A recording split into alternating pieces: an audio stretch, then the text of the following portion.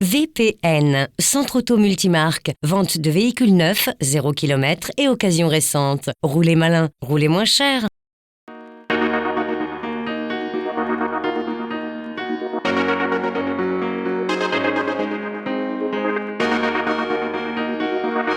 Présentée au printemps 1990, elle remplaça la populaire R5 avec près de 12 millions d'exemplaires vendus dans plus de 115 pays.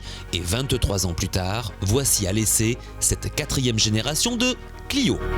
Extérieurement, elle incarne la nouvelle identité du constructeur français. Aucun angle saillant ou agressif, tout est rondeur ou courbe. Cette Clio 4 porte fièrement sur sa face avant le losange surdimensionné en position presque verticale. Ce dernier, chromé, repose sur une base brillante noire qui, sur ce véhicule d'essai, se fond avec la teinte de carrosserie. Son regard un brin aguichant correspond à la tendance actuelle, avec des optiques qui s'étirent du haut de l'aile pour mourir vers la calandre. L'arrière, quant à lui, positionne ses feux moitié sur les ailes, moitié sur la malle. Dans l'ensemble, la voiture apparaît bien équilibrée.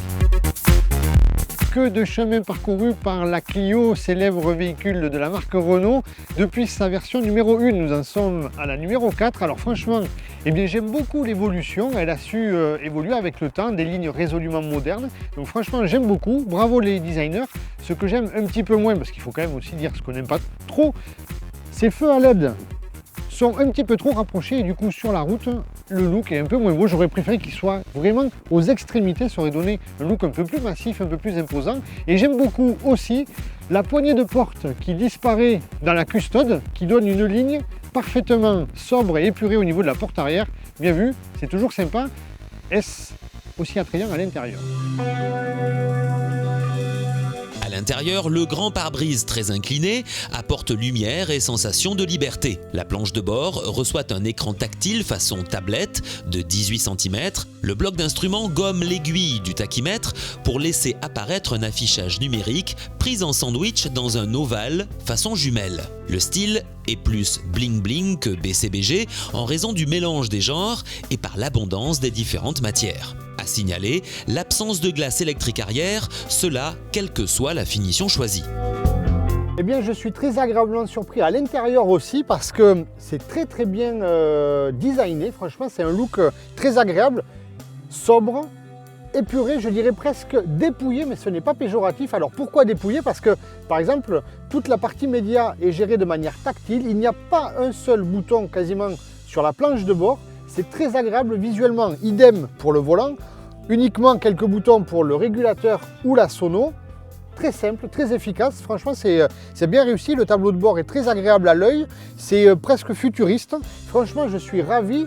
Alors, si il y a une amélioration à apporter, le top aurait été que le pavillon soit noir aussi. Peut-être que ça aurait assombri un petit peu, mais pour le look, ça aurait été vraiment top. Et puis ensuite, la fameuse carte main libre qui devrait être indispensable sur tous les véhicules. Quand on a ça au fond d'un sac ou au fond d'une poche, c'est très facile de rentrer dans le véhicule. Maintenant, est-ce que sur la route, c'est aussi efficace? Surprise.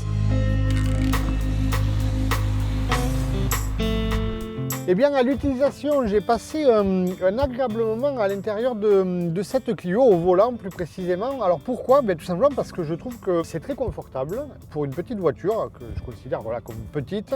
Et puis surtout, l'ambiance est vraiment zen.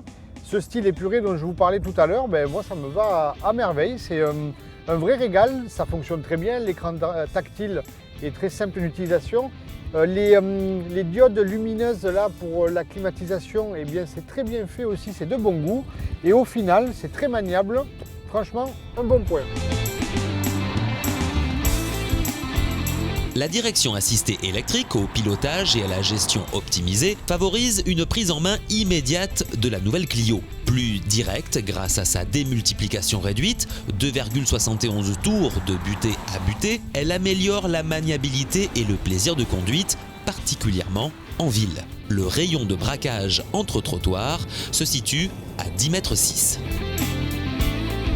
La famille Énergie s'élargit avec la nouvelle version 90 chevaux du moteur 1,5 litre DCI équipé du Stop and Start. Ce 4 cylindres de 1,5 litre de cylindrée dispose d'un couple de 220 Nm, cela dès 1750 tours minute, soit un gain de 200 Nm par rapport au DCI 90 précédent. La puissance de 90 chevaux arrive à 4000 tours minute.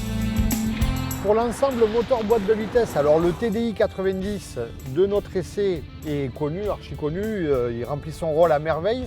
Il est même très sobre là, puisque je crois que nous venons de battre notre record sur les essais Grand Tourisme, record de sobriété, puisqu'en utilisation mixte depuis ce matin, nous sommes à un peu moins de 6 litres au 100.